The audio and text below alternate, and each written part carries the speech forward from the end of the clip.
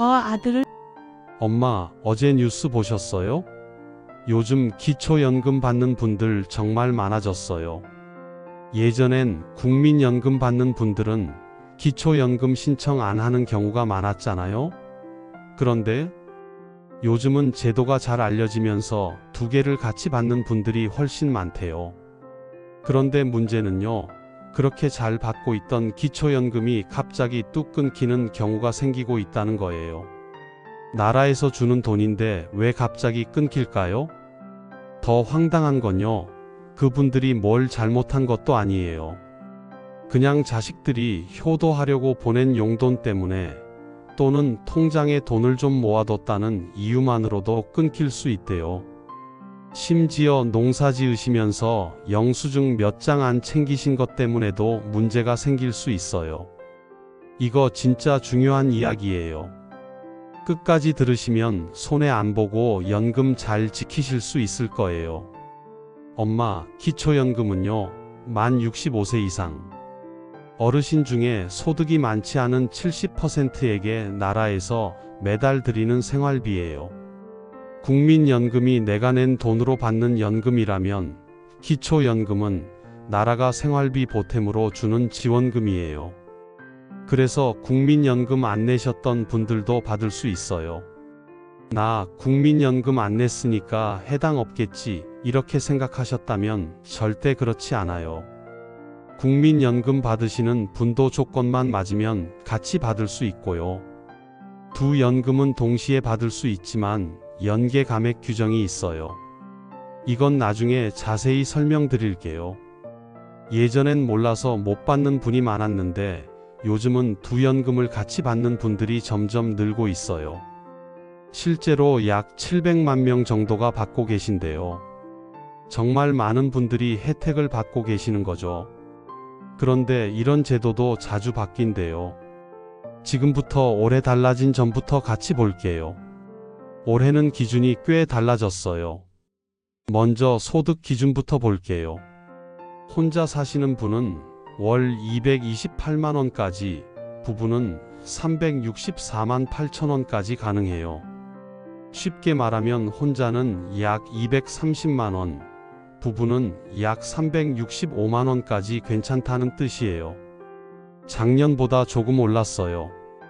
이게 무슨 뜻이냐면요, 엄마가 받는 국민연금이나 다른 소득, 그리고 재산까지 다 계산해서 이 기준 안에 들어오면 기초연금을 받을 수 있다는 거예요.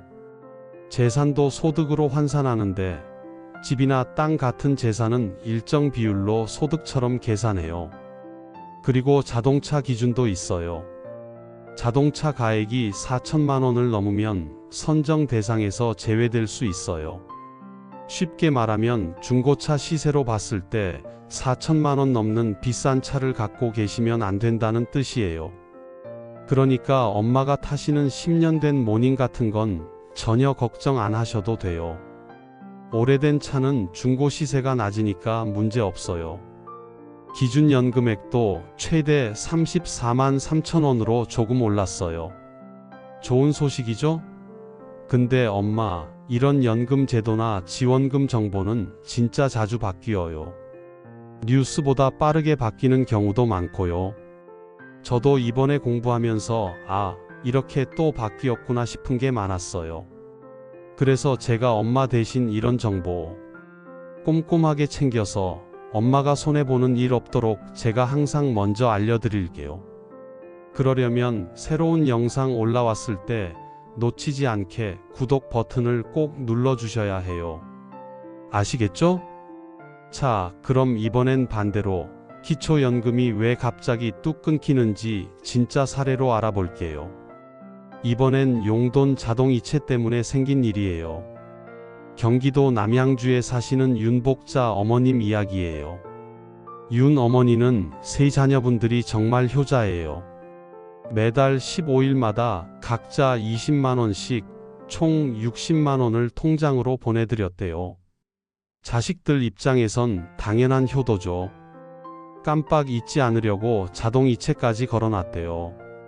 그런데 문제가 생겼어요. 관할 기관에서 정기적으로 소득을 조사하잖아요. 그때 이 60만 원이 정기적인 소득으로 잡힌 거예요. 자동이체로 매달 같은 날 같은 금액이 들어오니까 급여처럼 보인 거죠. 담당자 입장에서는 매달 규칙적으로 들어오는 돈이니까 일을 해서 받는 소득으로 판단할 수밖에 없었던 거예요.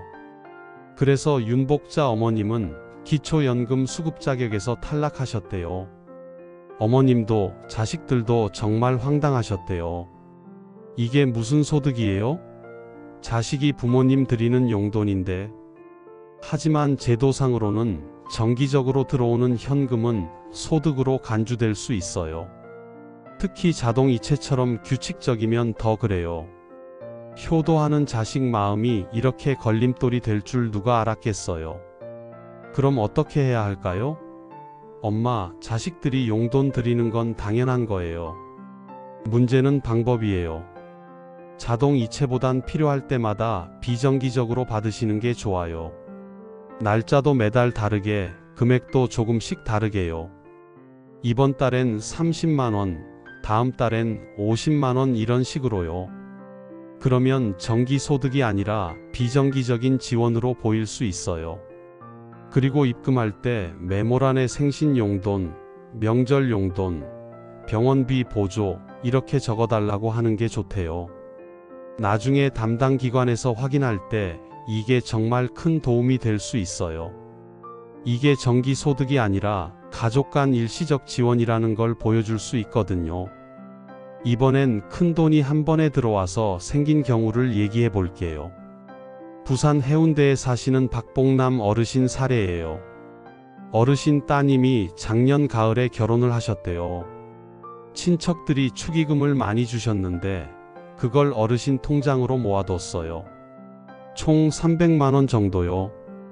따님 결혼 준비하시느라 어르신 통장을 쓰신 거예요. 그런데 다음 분기에 소득 조사를 하면서 이 300만 원이 일시적 재산 증가로 잡힌 거예요. 그래서 그 분기 기초연금이 줄어들었대요. 엄마도 아시잖아요. 결혼식 축의금은 소득이 아니에요. 일회성이고 또 그 돈은 금방 쓰게 되잖아요. 근데 제도적으로는 통장에 돈이 갑자기 늘어난 것으로 보일 수 있는 거예요. 조사 시점에 통장 잔액만 보면 갑자기 재산이 늘어난 것처럼 보이니까요. 결혼식 축의금이 이렇게 문제가 될 줄은 정말 몰랐겠죠. 이런 일은 생각보다 자주 일어나요. 자녀가 병원비로 500만 원 보내준 경우, 집 수리비로 큰돈 받은 경우, 심지어 작은 땅을 팔아서 받은 돈도 마찬가지예요. 일시적으로 큰 돈이 통장에 들어오면 재산 증가로 잡힐 수 있어요. 예방하려면 어떻게 해야 할까요? 그럴 땐 통장에 큰 돈이 들어올 때마다 메모를 꼭 남겨두세요. 요즘 은행 앱에서도 메모 기능 있잖아요.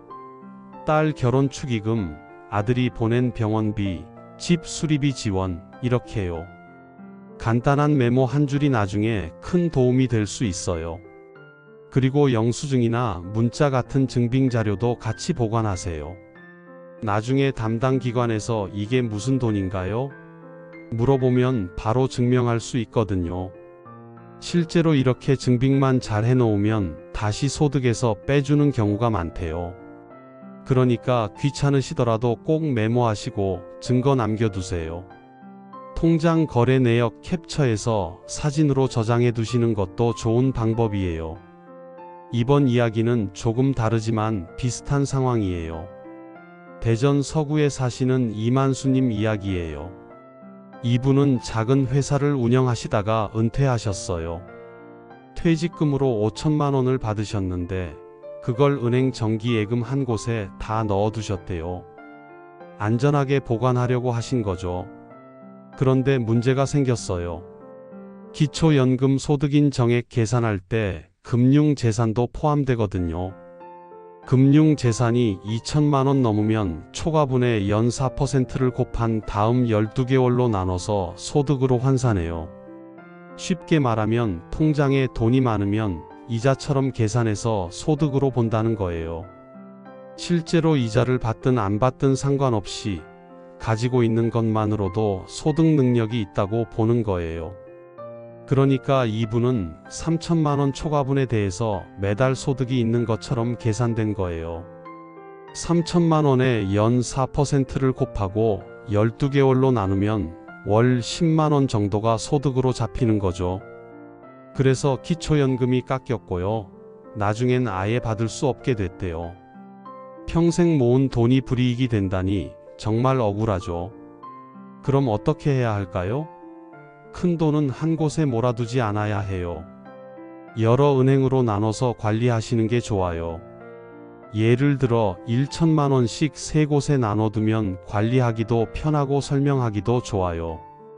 다만 금융재산은 전체 합산으로 평가되니 이 점은 꼭 기억하세요. 그래도 나눠 놓으면 나중에 상담할 때 훨씬 설명하기 편하대요. 그리고 일부는 다른 형태로 보관하는 것도 방법이에요.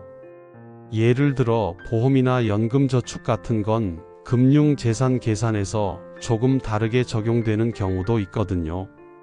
이런 상품들은 즉시 현금화하기 어렵다고 판단해서 재산평가에서 조금 덜 잡히는 경우가 있어요. 중요한 건요, 엄마가 돈을 많이 가지고 계시면 안 되는 게 아니라 어떻게 관리하느냐가 중요한 거예요. 똑같은 돈이라도 어떻게 보관하느냐에 따라 연금 받을 수도 못 받을 수도 있어요. 혹시 헷갈리시면 주민센터 복지 담당자분께 여쭤보세요. 개인정보는 비밀로 해주시면서도 어떻게 하면 좋을지 친절하게 알려주신대요. 다음은 농사나 어업 하시는 분들께 특히 중요한 내용이에요. 충북 괴산에 사시는 이말순 할머니 이야기예요. 할머니는 작은 밭에서 고추랑 감자를 키우세요. 농협에 내다 파시면 1년에 한 800만 원 정도 되신대요. 규모는 작지만 그래도 열심히 농사 지으시는 거죠. 그런데 기초연금 심사할 때 이 800만 원이 전부 소득으로 잡힌 거예요. 그래서 기초연금을 못 받게 되셨어요. 이거 정말 억울한 거 아세요? 농사 짓는데 돈이 얼마나 들어가는데요. 비료값, 농약값, 씨앗값, 농기계 빌리는 비용 다 합치면 한 400만 원은 훌쩍 넘어요. 요즘 농자재 가격 정말 비싸잖아요. 그럼 실제로 남는 돈은 400만 원 정도인데 800만 원 전체를 소득으로 본 거예요. 왜 이런 일이 생겼을까요? 할머니가 경비 영수증을 안 챙기셨거든요. 농협 마트에서 비료 살 때도 영수증 안 받으시고 농약 살 때도 그냥 현금 주고 받으셨대요. 그러니까 증명할 방법이 없었던 거예요. 제도상으로는 경비 증빙이 없으면 총 수입을 다 소득으로 보게 돼 있어요. 그게 규칙이에요. 작은 영수증 하나가 연금을 지켜줄 수 있다는 게 놀랍죠. 어떻게 해야 할까요? 농사나 어업 같은 걸 하시면 경비 영수증은 꼭 챙겨 두어야 해요. 작은 종이 한 장이 연금을 지켜줄 수도 있어요. 비료값, 농약값, 씨앗값, 기름값 뭐든지 샀으면 영수증 받으시고 집에 와서 봉투에 넣어 두어야 해요. 날짜 순서대로 모아두면 나중에 찾기도 쉬워요. 1년치를 모아두셨다가 신고할 때 한꺼번에 제출하시면 돼요. 그리고 카드로 결제하시면 자동으로 기록이 남아서 증빙에 도움이 돼요. 그러니까 가능하면 카드로 결제하세요. 요즘은 작은 가게도 다 카드 되잖아요. 만약 이미 영수증을 못 챙기셨다면요. 그래도 포기하지 마세요.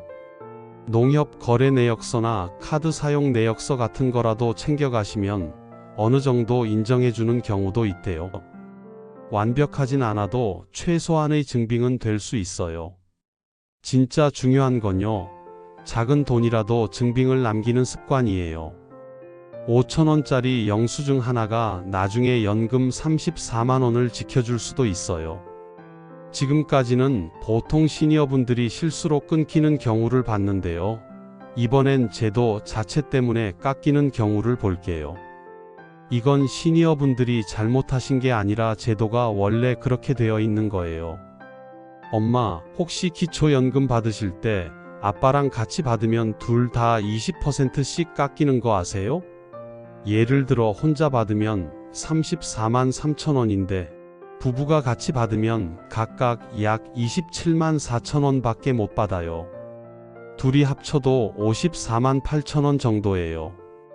이게 부부 감액 제도예요. 왜 이런 제도가 있냐면요. 부부는 생활비를 같이 쓰니까 1인 가구보다 돈이 덜 든다는 논리예요. 집세도 같이 내고 전기세도 같이 내고 밥도 같이 해먹으니까 혼자 사는 것보다 비용이 덜 든다는 거죠. 그래서 20%씩 깎는 거예요. 근데 엄마, 이게 진짜 불합리하잖아요. 두 분 다 평생 일하시고 세금 내시고 나이 드셔서 받는 건데 결혼했다고 깎는 게 말이 돼요? 실제로 노인단체들이 계속 항의하고 있고요. 국회에서도 폐지하려는 법안이 여러 개 올라와 있대요. 조만간 바뀔 가능성이 크다고 해요. 그러니까 지금은 좀 억울하시겠지만 조금만 기다리시면 개선될 거예요. 자, 이번엔 또 다른 이유 볼게요. 엄마가 만약 국민연금을 일정 기준 이상 받으신다면 기초연금이 줄어들 수 있어요. 2025년 기준으로 국민연금 급여가 약 51만 4천 원 이상이면 기초연금 기준연금액의 절반인 약 25만 7천 원까지만 받을 수 있어요. 쉽게 말하면 국민연금을 많이 받으시면 기초연금은 반으로 줄어들 수 있다는 뜻이에요. 왜냐면 국민연금이 많으면 이미 노후 준비가 된 분으로 보는 거예요. 그래서 기초연금은 조금만 주는 거죠. 기초연금은 노후 준비가 부족한 분들을 우선적으로 돕는 제도니까요. 근데 엄마, 국민연금을 많이 받으면 기초연금이 크게 줄어들 수 있어요. 다만 개인별 산정에 따라 일부는 계속 받을 수 있는 경우가 많아요. 그리고 이것도 불합리하다는 목소리가 많아서 앞으로 개선될 가능성이 있대요. 이번 건 조금 복잡하지만 중요한 내용이에요. 기초연금을 받았더니 오히려 안 받는 사람보다 총소득이 더 많아지는 경우가 있어요. 그럼 이상하잖아요. 가난해서 받는 건데 받았더니 더 부자가 되는 거니까요. 이걸 소득 역전이라고 해요. 그래서 초과된 부분만큼만 깎아요. 예를 들어 기초연금 34만 원 받았더니 기준선을 10만 원 넘었다? 그럼 10만 원만큼 깎아서 24만 원만 드리는 거예요. 이건 사실 말이 되는 제도예요. 형평성 때문에 필요한 거거든요. 안 받는 사람보다 받는 사람이 더 부자가 되면 안 되니까요. 이런 제도들은 요즘 국회에서도 손보려는 중이에요. 특히 부부감액 제도는 정말 많은 분들이 반대하고 계시니까 앞으로는 조금 더 공정하게 바뀔 가능성이 크대요. 우리 같이 기대하면서 기다려봐요. 엄마, 기초연금은 자동으로 주는 게 아니에요. 꼭 신청해야 받을 수 있어요. 만 65세 생일이 속한 달의 한 달 전부터 신청할 수 있어요. 예를 들어 엄마 생신이 5월 15일이면 4월 1일부터 신청 가능해요. 그리고 빨리 신청할수록 좋아요. 왜냐면 승인까지 시간이 걸리거든요. 한 달 정도 걸리는 경우도 있어요. 늦게 신청하면 생일 지나서 받게 될 수도 있어요. 주민센터에 직접 가셔도 되고요. 국민연금공단 지사에 가셔도 돼요. 또 요즘은 온라인으로도 가능해요. 복지로 사이트나 앱에서 신청하실 수 있어요. 근데 엄마, 온라인은 좀 어려우실 수 있으니까 그냥 주민센터 가시는 게 제일 편해요. 담당자분들이 친절하게 다 도와주시거든요. 어떤 서류가 더 필요한지도 바로바로 알려주시고요. 이 부분은 메모해 두세요. 신분증, 통장 사본, 그리고 배우자 있으면 배우자 신분증도 필요해요. 만약 재산이 있으면 그 증빙 서류도 필요할 수 있어요. 집이나 땅 같은 게 있으면 등기부등본 같은 것도 준비하시면 좋아요. 근데 이건 담당자분이 알려주실 거예요. 처음 가실 땐 신분증이랑 통장만 들고 가셔도 돼요. 그리고 혹시 거동이 불편하시면 1355번으로 전화하세요. 보건복지상담센터예요. 여기 전화하면 직접 집으로 방문해서 신청 도와주는 서비스가 있대요. 공무원이나 복지사분이 직접 오셔서 서류도 작성해 주시고 접수까지 다 해주신대요. 정말 좋은 제도죠? 엄마 혼자 힘들게 나가실 필요 없어요. 특히 거동이 불편하시거나 몸이 안 좋으신 분들은 꼭 이용하라고 알려주세요. 또 혹시 신청했는데 탈락하셨더라도 실망하지 마세요. 요즘 기초연금 수급희망 이력관리제라는 게 있어요. 탈락하셨을 때 이걸 신청해두면요, 나중에 기준이 바뀌거나 형편이 달라졌을 때 정부가 먼저 연락을 준대요.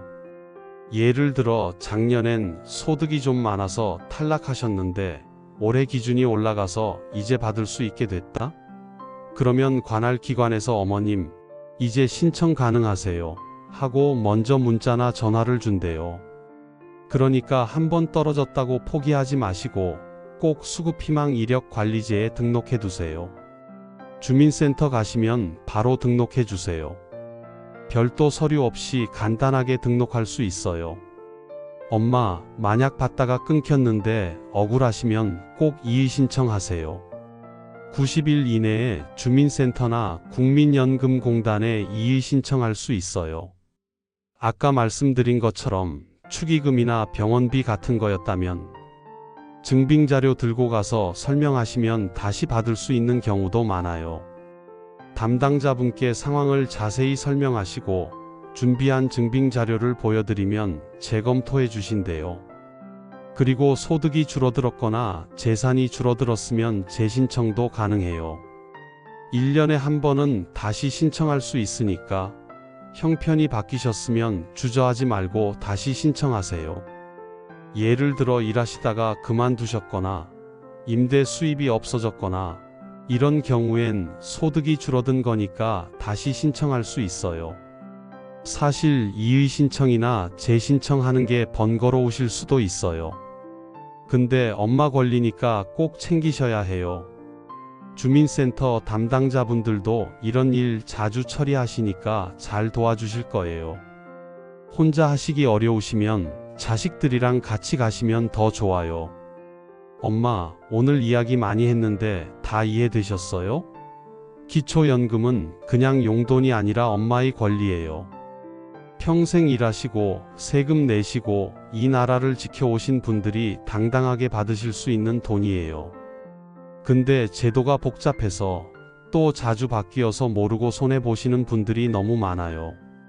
오늘 말씀드린 것만 기억하시면 엄마 연금은 안전할 거예요. 다시 한번 정리할게요. 첫째, 자식들이 보내는 용돈은 자동이체 말고 비정기적으로 받으세요. 날짜랑 금액을 매번 다르게 하시는 게 중요해요. 둘째, 통장에 큰돈 들어올 땐 꼭 메모 남기시고 영수증 챙기세요. 나중에 증빙할 때 정말 중요해요. 셋째, 예금은 여러 곳으로 나눠서 관리하세요. 한 곳에 몰아두는 것보다 분산하는 게 관리하기도 편하고 설명하기도 좋아요. 넷째, 농사나 장사하시면 경비 영수증 꼭 챙기세요. 작은 영수증이 큰 연금을 지켜줄 수 있어요. 다섯째, 혹시 끊기면 90일 내에 이의 신청하세요. 억울하게 당하지 마시고 꼭 권리를 주장하세요. 이 5가지만 기억하시면 엄마 연금 안전하게 지킬 수 있어요. 요즘은 정보만 잘 챙겨도 충분히 지킬 수 있는 돈이에요. 엄마가 손해보지 않게 제가 계속 알려드릴게요. 이 영상은 돈 얘기 같지만 결국 마음 얘기예요. 제가 잃어버리지 않게 지켜드릴게요. 엄마가 노후에 편안하게 사시는 게 제 소원이거든요. 그러려면 받을 수 있는 건 다 받으셔야 해요. 엄마 권리니까요. 그리고 혹시 이 영상 보시는 다른 분들도 우리 시니어 분들이 억울하게 연금 끊기는 일 없도록 꼭 공유해 주세요. 주변에 계신 어르신들한테도 알려주시고요. 구독하시고 알림 설정 해두시면 앞으로도 꼭 필요한 정보 제가 계속 알려드릴게요. 제도가 바뀔 때마다 새로운 지원금이 나올 때마다 시니어분들이 꼭 아셔야 할 내용들을 제가 먼저 찾아서 쉽게 설명해 드릴게요. 엄마 세대는 인터넷으로 정보 찾기 어려우시잖아요. 그래서 제가 이렇게 영상으로 만들어 드리는 거예요. 엄마, 연금 꼭 잘 챙겨 받으시고요. 그 돈으로 맛있는 거 드시고 건강하세요. 영양제도 사 드시고 가끔 외식도 하시고 친구분들이랑 여행도 다녀오세요. 엄마가 행복하셔야 저도 마음이 편하거든요. 그럼 오늘도 행복한 하루 보내시고요. 저는 또 좋은 영상 만들어서 보내드릴게요. 사랑합니다, 엄마.